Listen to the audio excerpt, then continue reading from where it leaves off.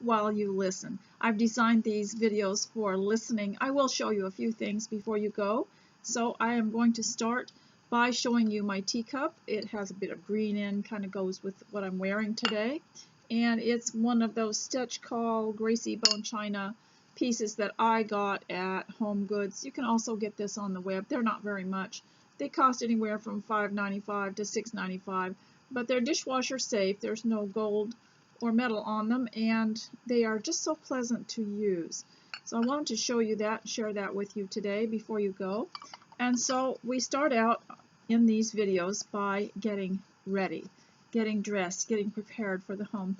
Now I slept late today, and I was very upset with myself because I thought, oh, I won't get anything done. But what I decided to do is not look at the clock, just pretend that I had got up at the normal hour and that I would be on time with everything. So I was a bit late getting ready, but I'm still going and I'm not giving up. And if you are at home with children, you can do this with them too. Just give them a start. It doesn't matter what time of day, but getting a start by getting ready, by getting dressed, by doing your skincare and your hair. This gives you the sense of making mentally, physically, and emotional preparation. That's what getting dressed does for you. It gets you mentally and emotionally and physically prepared. So no matter what assails you, at least you will have some dignity. Now, some of you haven't been a preacher's wife for 50 years or married that long, and some of you have not had the opportunity to have some of the crazy things happen, but you'll be awfully glad in case something unexpected happens that you look like you're dressed and prepared. And that, to me, is half of the battle won if you have any kind of unexpected conflict in your life. So please get dressed. Do it for your children. And they need to have their mother looking nice so that they don't feel inferior either. So I think that's so important. I know I've heard people say I don't want to worry about my looks, but you know, even from the beginning of time, God taught people to bathe themselves and put on clean clothing, and to you know, and even in the Old Testament, when people were came out of being in mourning, they got dressed. So don't go around looking like you're in sackcloth and ashes all the time. Get dressed and look as though you're going to start something really important. Now today I'm going to talk about your appearance and then on to your home. Now one of the things we have to do in homemaking is to keep our interest up, because it is the same job most of your life, and you have to have some changes. Now for some people, they can move, they can get a different house, they just need a change, they can get a different house, they can go from state to state. Other people are kind of stuck where they are for job reasons or money reasons. So what we have to do when that happens is change some things in the house. And one of the things, besides homemaking, besides getting it all decluttered and cleaned, I like to change where I eat. And so, you know, you eat so many meals in your lifetime. It's nice to have a table that's different. So I have tables set around that I can go and have a sandwich and a cup of tea in a different place. And I have a library table, and I have a table in the foyer, and I have a table in the living room. I have tables in all the bedrooms, and they have a chair around them. So, you know, you're free to do what you want in your own house. I love children's toys and children's furniture. So I have a child's table and child's chairs in one of the rooms. I have other things that are child size that I enjoy having. One day I think I'm going to have a playhouse. And so that's what the home can be. It's your adult playhouse.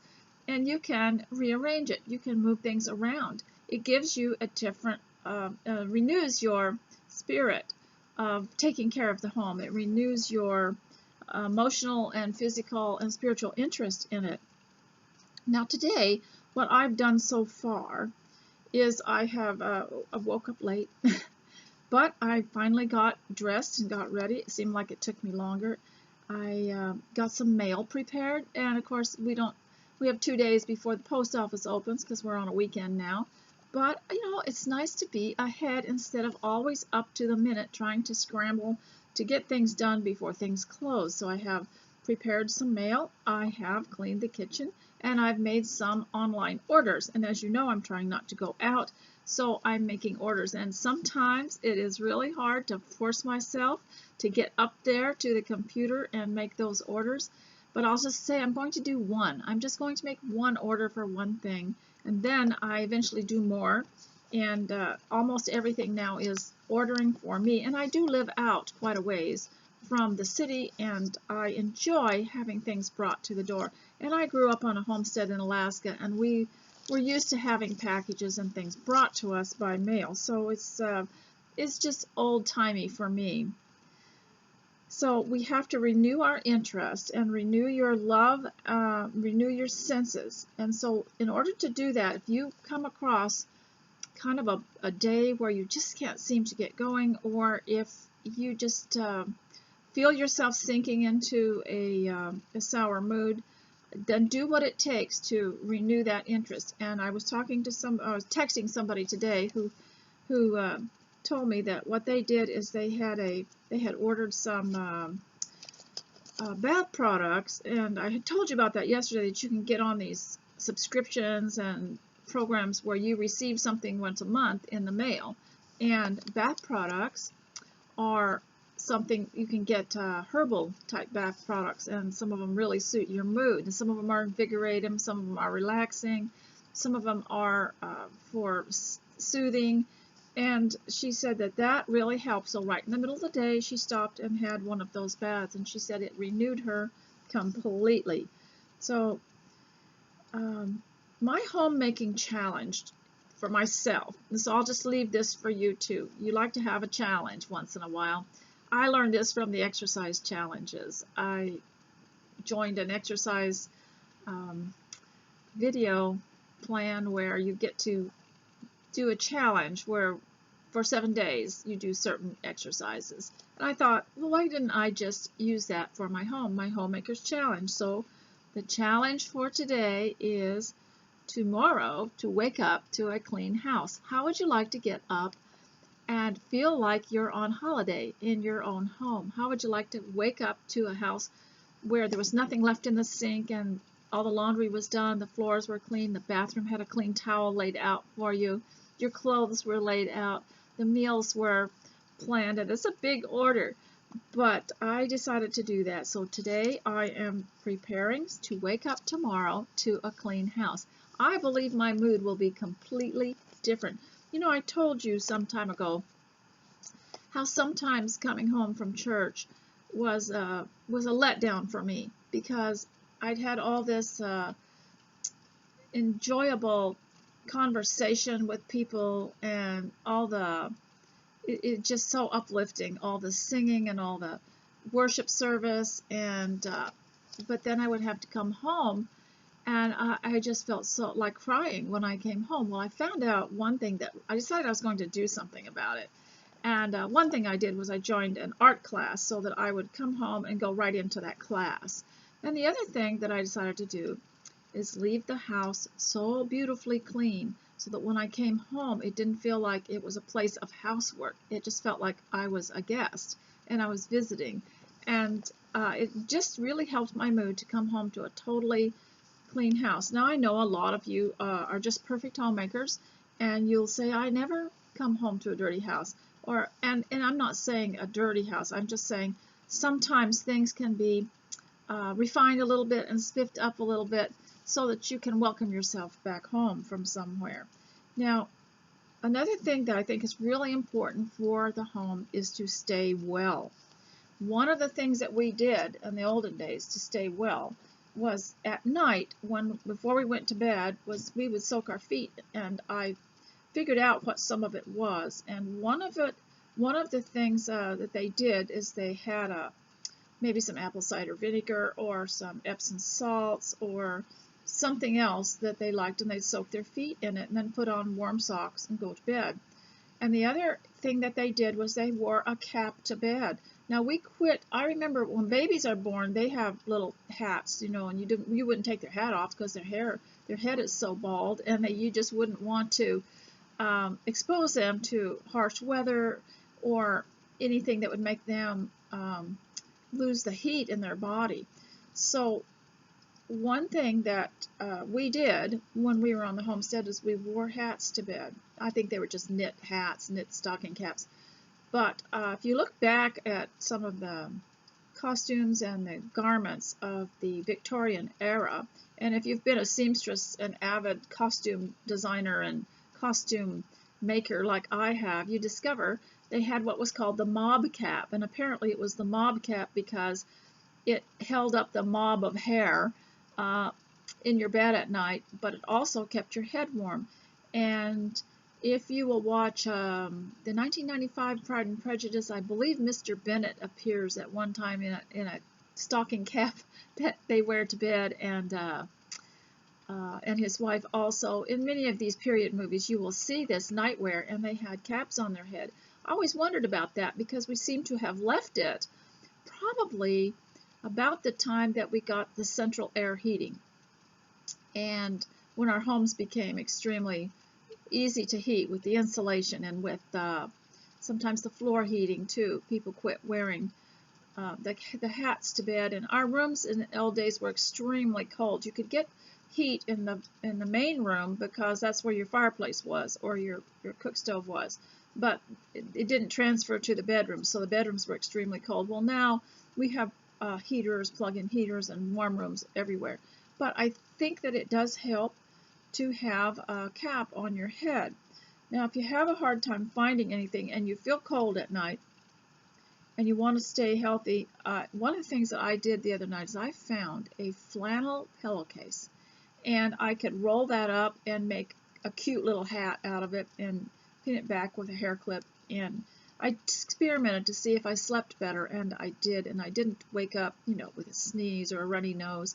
So to keep yourself well is so important. Find out ways. You can do a search on that yourself on natural ways to keep yourself well. And even in the summer, you know how to prevent sore throats and how to cure a sore throat, how to take care of yourself. Like in the olden days, people knew all these things, and I think it's kind of lost to us, but it's all coming back now. The information is surfacing on how to look after yourself. So I do have another homemaking challenge. The first one is to wake up to a clean house. So that means that today you'll be cleaning it. And the second one is to look up wellness home remedies so that you are prepared. Now, there are some habits that are hard to shake in the home that I think is really essential that you don't bring into the home, but they're hard to shake. And a dreary attitude is one that's very hard to shake. If you are automatically responding to something in a, well, that's the way it is way, or it can't be fixed, or nothing's going to change, it can't change, then you're going to be hard to live with, and you're not going to have success. You cannot live with a defeatist attitude and have a successful home, have successful homemaking, and have a happy family. So you have to get rid of the critical attitude where you're always looking for something wrong and something to correct, because it gives you a bad personality, and it also, whatever you say can affect your own mood. So it's very important to keep up a high mood at home. And if you find yourself getting a little bit weary of of doing that and not being able to feel very confident in the home, that's time to have tea and sit down and have some bread and jam, bread, butter, and jam. Doesn't that sound good? And sit down and look through your books or your magazines that you don't have a time to look for. And in the olden days, yes, they always had a magazine rack. Mother always had a stack of books by her chair that she wanted to read, and she'll say, that's where my reading goes. And everybody had that reading time. Of course, this was before television, too. Everybody had their reading materials, and it was right by their chair. And they would say, I have to catch up on my reading. So that's a time to sit down. They always had that sit-down time. Now today, I think that we are programmed to think that if we're not rushing and if we're not running, doing something, that we don't deserve to stay home, that we don't deserve to even exist, that we are just taking up space, or so they say. But we know that God has us here for a purpose, and that we all have a job to do, and we all have to work as though it were to the Lord. Now, one thing I'd like to encourage you to do is to teach your children to encourage you back. Now, you say, so if you're homeschooling, or even if you're not, but your children are home, and you say, now I've taught you how to write. I want you to write something nice to me. I've taught you how to read. I want you to read something to me that encourages me. I have taught you how to take care of yourself and how to dress up, and as they get older, you teach them their speech, teach them how to make a speech, and you teach them how to present something, or how to be a hostess. Now you tell them, I've taught you how to do this. I want you to do it for me. I want you to encourage me too. And as you get older, you still have ambitions. You still have things that you'd like to do. So you can share this with your grown children and say, could you help me by giving me some ideas, by praying for me and helping me to be successful? So we can all interact and encourage one another back and forth, because sometimes they forget. You know, I think as children we think that our parents are supposed to teach us, but we don't think, oh, we need to edify them back. And after all, we become their brothers and sisters in Christ, and they're our brothers and sisters in Christ. They're not just our parents. They're more than that. Now, I mentioned this little book here last time I talked to you, called The Citizen's Rule Book, and you can get online and find it for as little as $2.50. I think you should have one, and I will tell you why. Let me first read what's on the back of it.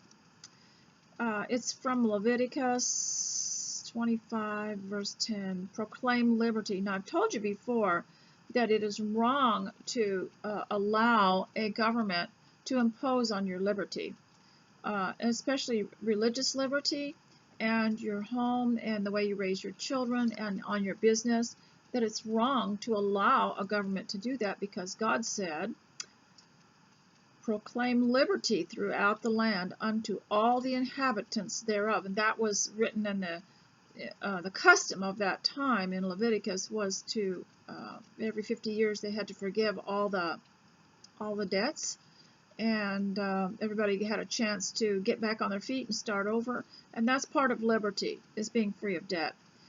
Government is not, and here's a quote by George Washington, government is not reason, it is not eloquence, it is force. Like fire, it is a dangerous servant and a fearful master. And it was written by George Washington during the time when they were forming the new country and the new government. And they would write in these what we call Federalist papers. They would record what was said in order to decide how the Constitution would be written. And they observed about their experiences with government and how government acts, and how this government here had to be a government of the people, so that our servants, who are the president, vice president, the governor, the mayor, they are our servants, and they serve us, and we pay them, and we have a right not to let them turn it around and be a master to us. So Isaiah 10, 1-2, woe to those who decree unjust statutes, and to those who continually record unjust decisions, to deprive the needy of justice, and to rob the poor of my people of their rights. Isaiah 10, 1-2. So the Bible does teach that we cannot have a government over us who deprive the needy of justice and continually make unjust statutes and unjust decisions. And you all know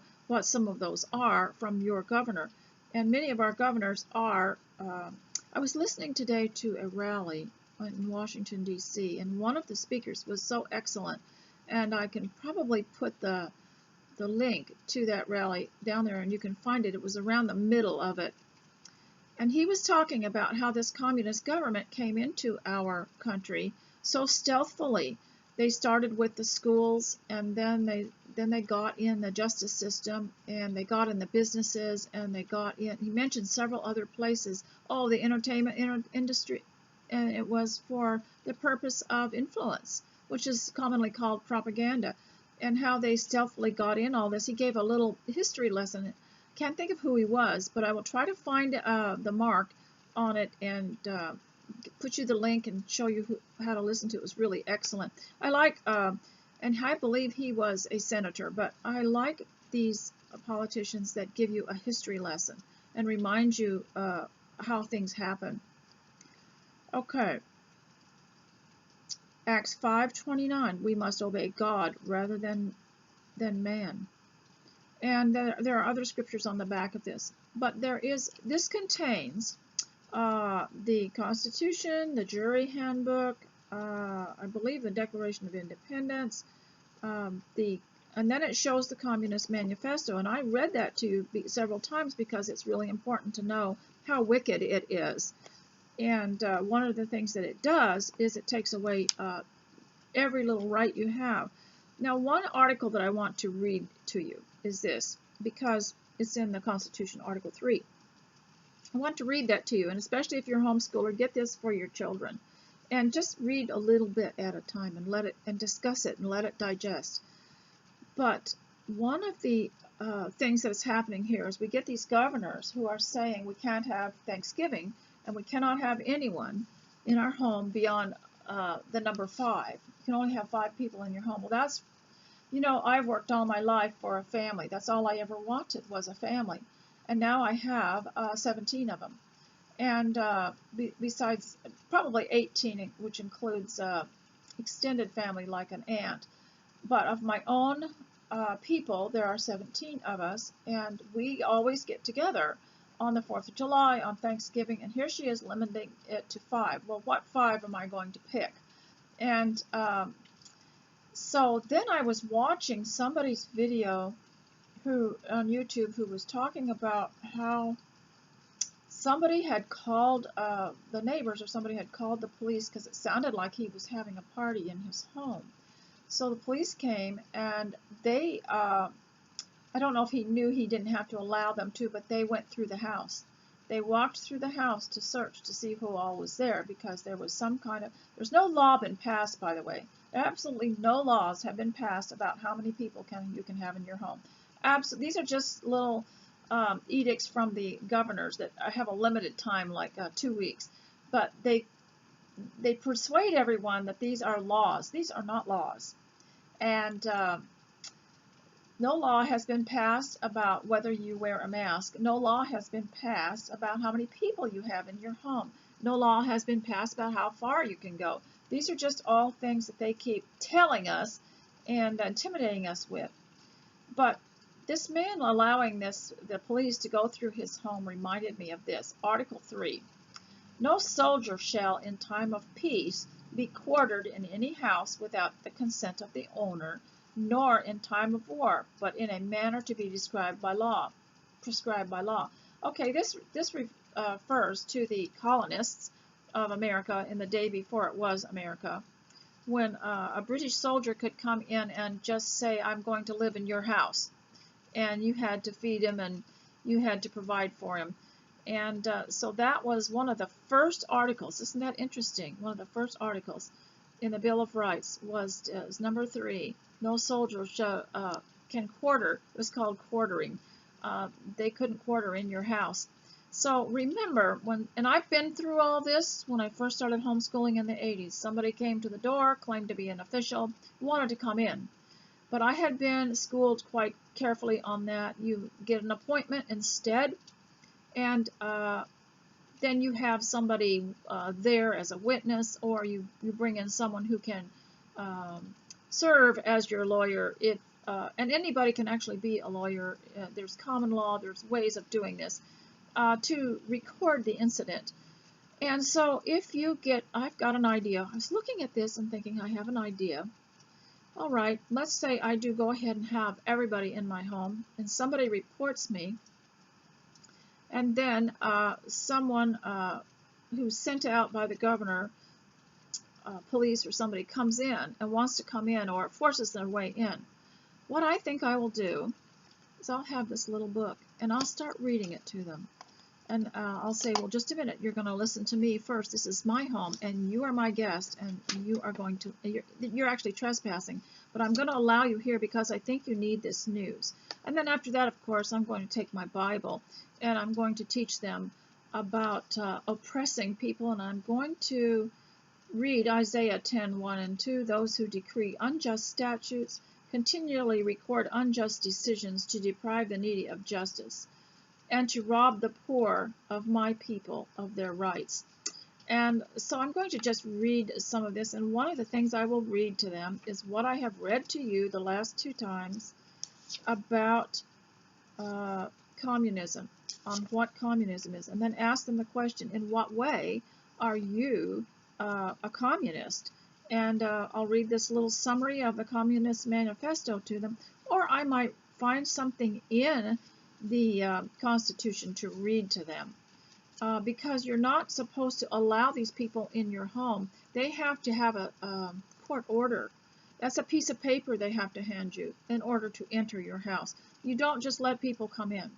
If they do come in, if you accidentally let them in, make sure there's a Bible on your coffee table, that you serve them tea, and that you start reading the Bible to them.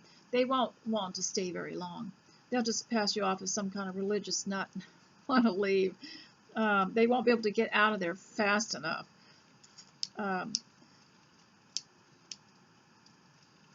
So what we're doing today, and why life is so hard and why it's so uncertain right now in the political situation, is we're throwing off the communism.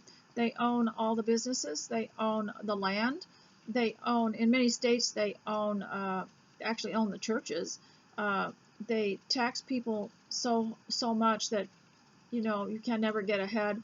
They also have the central bank, which charges exorbitant usury on the money that you earn, and they have income tax, and they have well, the Federal Reserve, and they own the corporate farms, and they have government control of education. Well, we are throwing these things off right now, and so they are going to fight very hard. So the best thing you can do to alleviate the stress of it and the uncertainty of it is go to X22 report, which I put a link for last time, and see if you can get the recent videos. They put them on every day, and they'll tell you what's going on.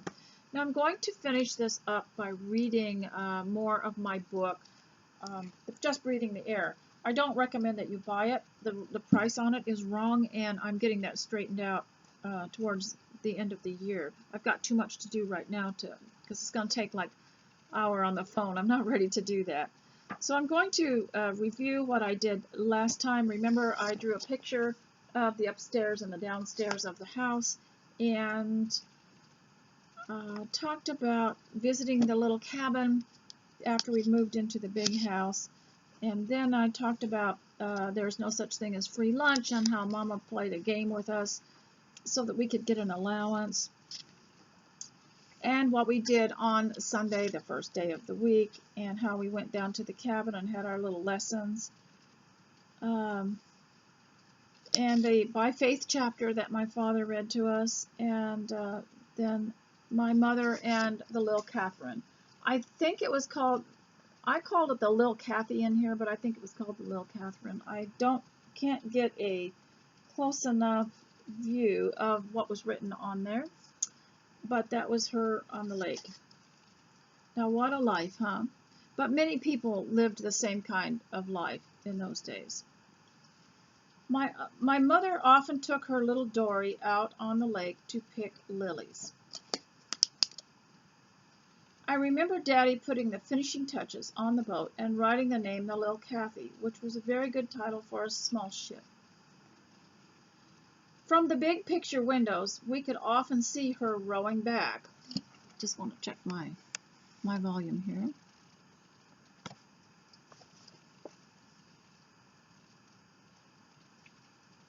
She called out at the ducks, or the loons, as she came. Loons were funny creatures that held their own family ceremonies, like weddings and funerals. When one died, the others in the group formed a circle around it and swam around and around, crying louder and louder. When a male or female mated, they formed a circle around the couple, flapping, splashing, and making happy loon noises.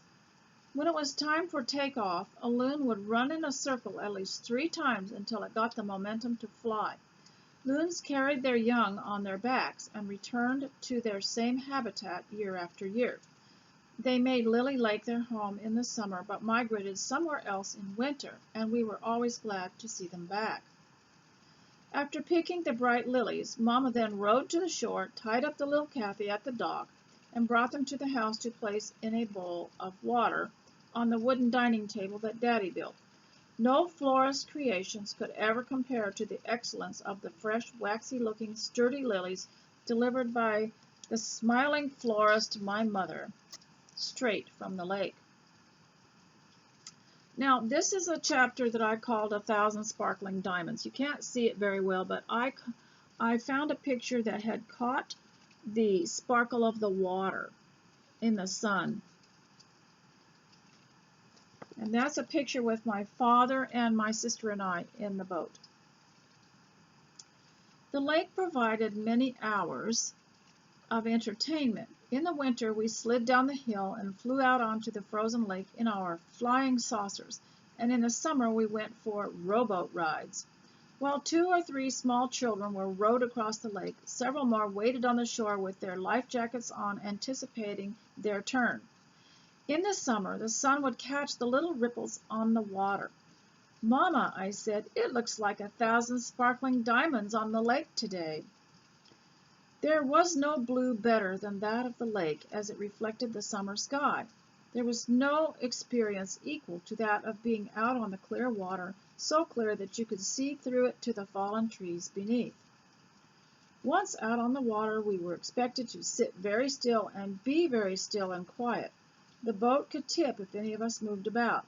The dipping of the oars in the water made a tinkling musical sound as we floated in the little Kathy on the Lily Lake. On some windy days, Daddy rigged the dory up with a sail and tried his hand at sailing.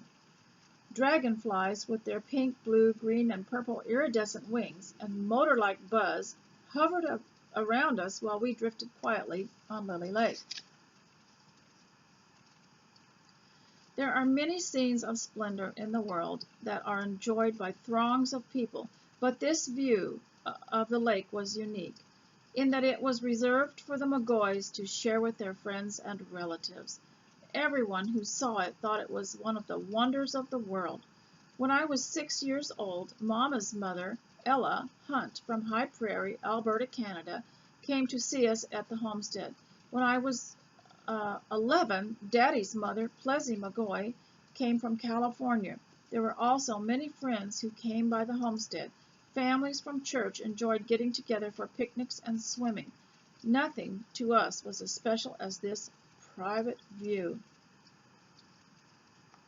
Now this is another picture of the lake, and this is the name of this chapter, "Those Fish That Would Not Be Caught." The shallow area of the lake around the shore was a great place to gaze into the water and see the depths. The natural residents of the lake, tiny sticklebacks, were impossible to catch, although we spent a lot of time trying to scoop them up with our hands. Daddy stocked the lake with Dolly Varden, a variety of trout, and some fingerlings so that we could go fishing later on. The fish, however, would not be caught. One winter our father caught one through a hole in the ice, but that was all. They had made a good home for themselves and were too well fed to take the bait. It is possible that the loons caught many of them, as they are excellent fishers, but I think the fish were saving themselves for something better. In the summer evenings, Mama and Daddy watched a majestic show from the large picture windows of the big house. The fish leapt into the air to catch insects. Their bellies glistened like silver in the moonlight. I often heard my parents exclaiming, "Oh, look, there's another one!" As the fish jumped. Daddy had expressions that were peculiar. "Looky here, looky there." Remember that when people used to say that in the olden days? "See over that-a-way." People also visited the homestead, enjoyed this nighttime performance with equal felicity, and my mother wrote me and said, "The fish jumped at night, and we often watched moose swim across the lake. The bears would come right into the yard." To a young homestead girl, this exhibit was every bit as magnificent as an evening fireworks display. Oh yes, I remember those fish leaping into the air. It was amazing. My mother and father were very young when they homesteaded in Kenai, Alaska. I was there when they built the big house, proved up the land, planted and harvested the garden, and watched the fish jump. When I was growing up, my parents were energetic and strong.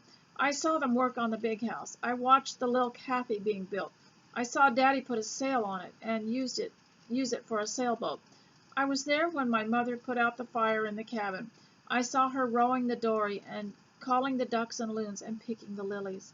My parents were so vibrant, alert, youthful, and strong during those years that I cannot shake that image of them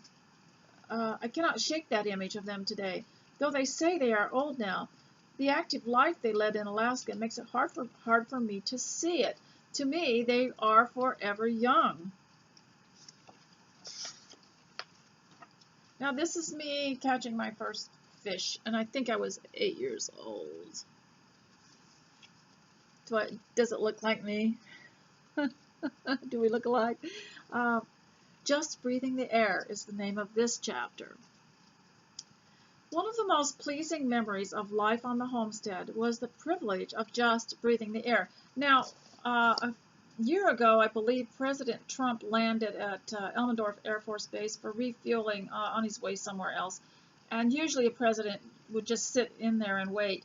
But he saw that a lot of people had gathered outside, so he got out. And twice he's been there.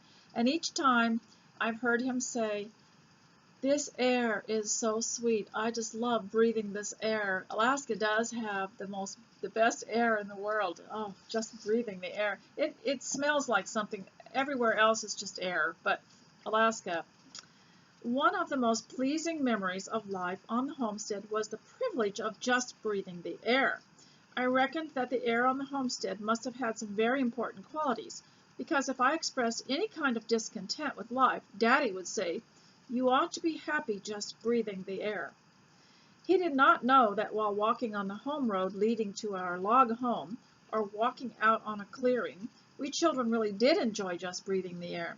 Each season smelled so wonderful that if we could fill our lungs with any more of that delicious air, we could just enter into another realm of life. Alaska had a special scent that made all children enjoy just breathing the air. And even I can still remember, see, this is just the backstory. We loved to run, and we would run on that home road because of the thrill of filling our lungs up completely with that air. It was like drinking cold water. It was just wonderful, and I haven't felt it since. People have asked me what we did out there on the homestead day after day. We all were so busy enjoying life. It was a real struggle for us to settle down to a nap or our evening sleep. We were afraid we would miss something. We were just happy breathing the air. And now I want to read you a story called The Prodigal Frog. Surrounded by a swamp and 3 lakes, small creatures abounded, busy beavers, dragonflies, fish, and frogs. One day, Mama observed one of my brothers playing with a baby frog, squeezing it a little too much. This was the beginning of the many stories our mother made up to teach us a lesson. The little frog had wandered away from its mother, she told him, somberly. By now it would be supper time, and she would be expecting her child to come home. If my brother hurt the little frog or did not let it go, it would not return to its mother. The mother would cry many tears if the little frog never returned. Her story was so emotional that I cried while listening to it, and my brother let go of the frog, which happily hopped back towards the swamp. And here's another one, the hunting lesson. Mama was always one to use the current situation as a lesson. When my oldest brother Mike was about 6, he was given a BB gun. Daddy showed him how to use it by shooting tin cans on a log. One day, Mama took Herman, her hunting companion, that was the Cocker Spaniel dog we had, and us kids down the home road to hunt for spruce hens, which would be our dinner. Her cooking was excellent. She could sure make those spruce hens taste wonderful and leave us wanting more. As we were all standing on the home road together, suddenly a little bird fell on the road in front of us. Mama guessed right away that my brother had shot it with his BB gun. She stood next to him, looking down at the fallen bird, and said, "Son, you must never shoot anything you cannot eat. I guess you will have to eat that bird." She quizzed him several times about the lesson. "Do you understand? What did you do? What is the rule? Well then, you'll have to do it now." "What will you have to do now?" "Well," he said somberly, "I guess I'll have to eat the bird." So we children took our mother so seriously that for a frightening moment I really thought she was going to make him eat that bird. He looked down sorrowfully, while Mama allowed her words to adhere to his mind. "Well, you admitted your fault. You don't have to eat it this time, but if it ever happens again, you will," she said. She made a verbal list of situations where he could use his gun, and after that he never shot another bird or a squirrel, a frog, or any living creature, just for fun. Once, while out in the woods picking berries, we found a bird's nest full of lovely blue-speckled eggs. It was so unusual to find a nest situated at the eye level of a child that we wanted to get close to it and touch it. Mama was very strict about handling a bird's nest, for she did not want to destroy something without a reason. She would not let us touch the nest or the eggs. "The parents will not come back to the nest if they smell your scent on it," she warned, "and then the birds will die." Mama also thought that while we loved to pick bouquets of wildflowers for her, they looked better when left outside to grow and bloom naturally. If we picked them all, she said, there wouldn't be anything colorful to look at outside or on our walks, and it would detract from the view. She preferred for us to leave the flowers in their natural setting to enjoy. Whether hunting or picking berries, our life with nature had to be tempered with self-control and respect. While our senses were surrounded by the verdant sights of the homestead, our hands refrained from needlessly altering it. There's a picture of part of the house. Now, this house has a tin roof on it, one of the first tin roofs. Before tin roofs became really vogue, my father wanted a tin roof on it. This is called Falling for Mama. Mama had very pretty red hair. In different light, it looked like almost blonde, and at other times darker, but always bright and lovely. On the homestead, there was no shortage of rainwater, and she collected it in buckets especially for washing her hair, which she sometimes did outside in the summer. There, the warm wind dried it to a soft glow of red with blonde highlights.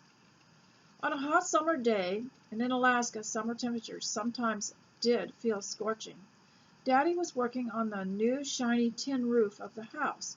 He was wearing a white t-shirt and a pair of work pants, with his tough leather boots from Sears and Roebuck. After washing and drying her hair, Mama went outside and looked up at Daddy on the roof. The sun glowed on her shiny red curls as she caught my father's attention. "Joe," she said, "do you like my hair this way?" Daddy stood up, looked back at Mama, and lost his balance. He slid off that tin roof and landed on his back on the ground below. He had aches and pains for several days afterwards. If anyone asked her what was wrong with her husband, she told them the truth. He was on the roof, and when I asked him how he liked my hair, he looked back and fell. And here's a letter that she wrote to me. "These days were the best days of my life."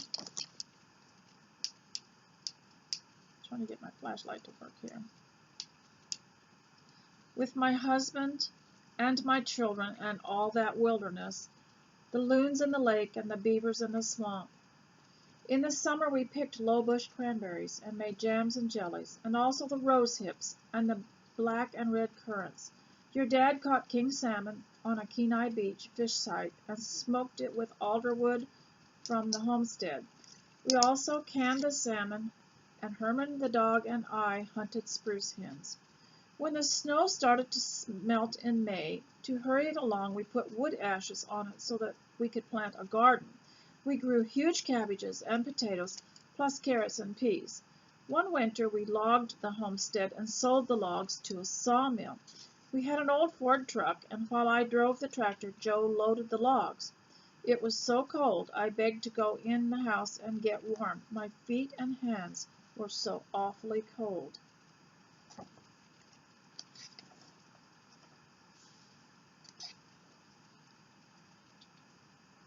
Now, I've been here 45 minutes, so I thought I'd read a little bit more.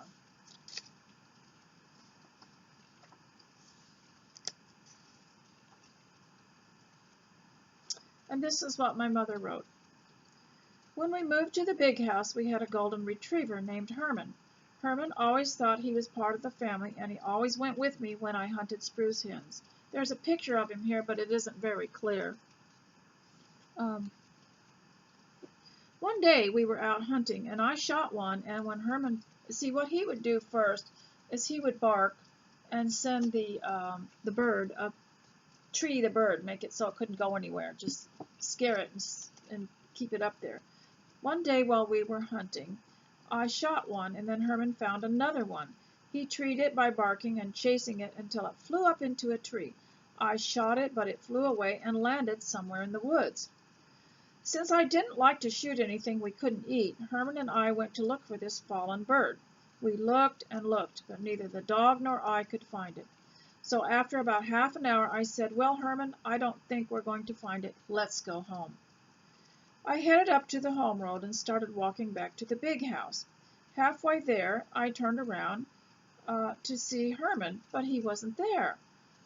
I went home and waited for Joe to come home.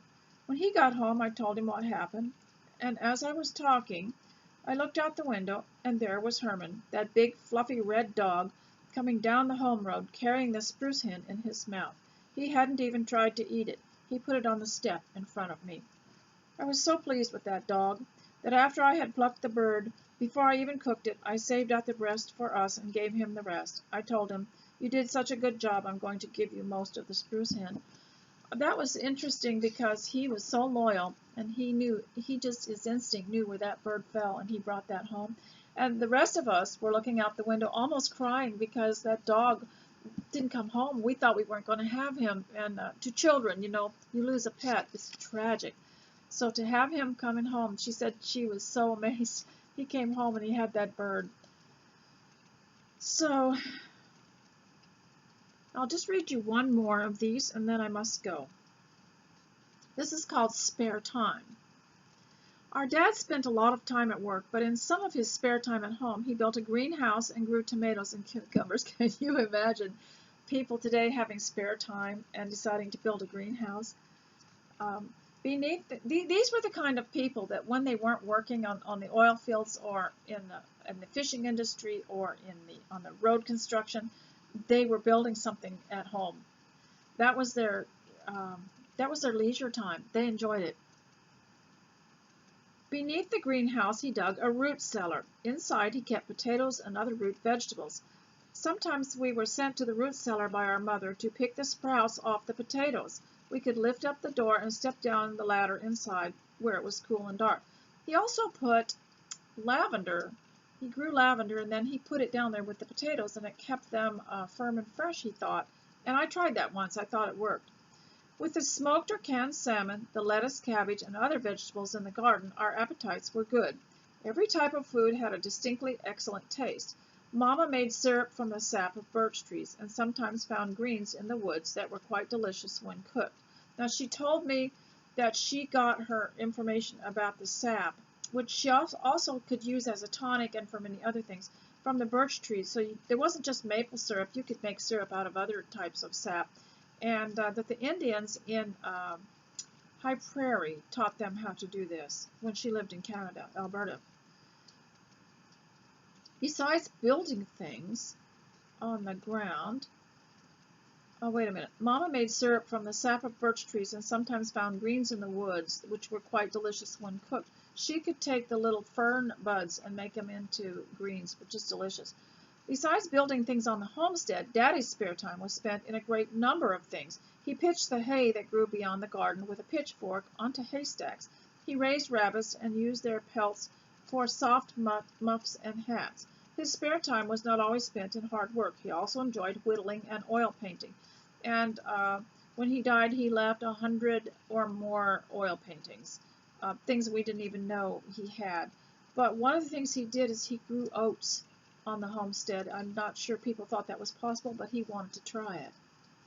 Part of our spare time as children was to run up and down the path to the lake, although only the older children were allowed down there by themselves.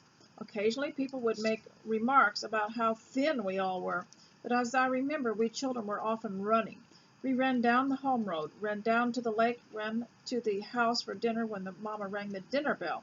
With such appetites we worked up, even the water tasted good. Daddy called us the tribe, and he called the tribe together and assured us that even though people said we were thin, that we were healthy, and he thought we were all strong. When we heard this from our father, that was good enough for us. He put the official stamp on our good health.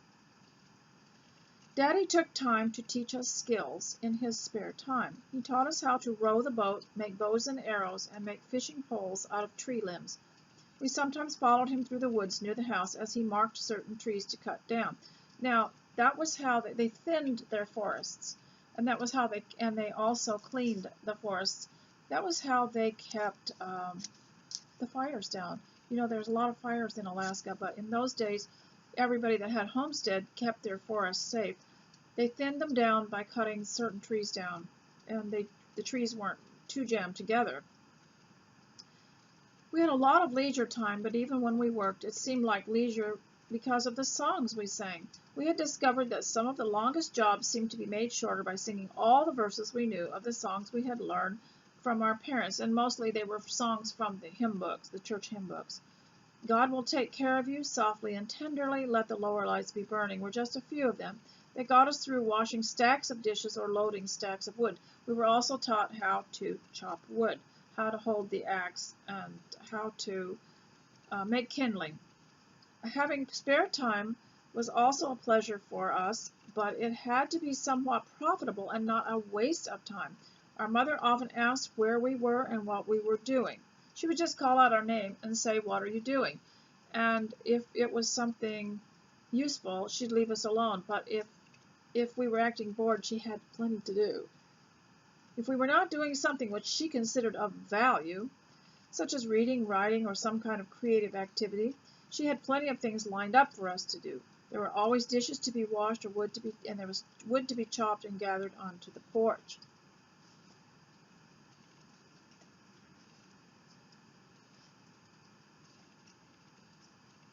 Now I would like to read maybe one more to you.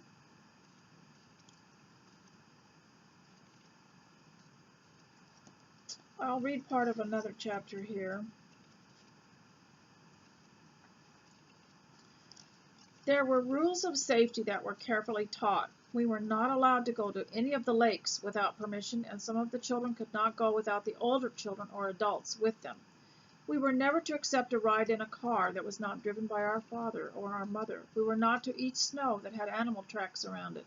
In winter, we were to avoid getting wet, particularly our feet. If we got wet, we had to come to the house, remove all our wet clothes and boots, and get completely dry and wear dry clothes before going out again. Now, they take you through, in Alaska, they used to take us through a safety course, which showed you what you had to do if you fell in the ice or if you got wet. You had to build a fire right away and get dry. Because if you get wet and the temperature starts to lower, then it lowers the temperature of your body and you can freeze. And I noticed that around here. Now, I live up in Oregon after having been in Texas, but the Oregonians, I don't know if they realize that sometimes they get very sick in the winters, but they're not careful about getting their feet wet, and they don't often dress well, and they get wet, and then they just sit around in their wet shoes and their wet clothes. That can make you very sick. Being wet in a cold temperature was a deadly combination. We were not to play under the eaves of the house where the icicles hung. You know, if an icicle, if a whole bunch of icicles fell on you, that could also kill you. So you could not play under icicles. It could injure you terribly. We had to wash our hands before we came to dinner, and our work had to be done before we could play. Now, ladies, I hope you've enjoyed this. I can't quite go for an hour, but and I hope today that you get through your homemaking without feeling gloomy or distressed. This is winter on this side of the equator, and but even then, even in summer, it can get a bit dreary, especially if you feel that if you feel isolated, if you feel homebound. And there are many ways to absolve that isolation and do the things that help you.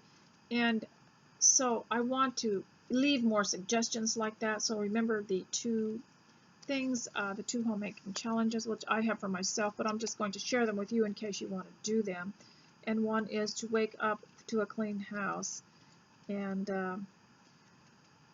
the other was to look up things about staying well naturally. So ladies, I hope you enjoyed this, and I hope you'll leave a comment, and I'll see you next time. Bye.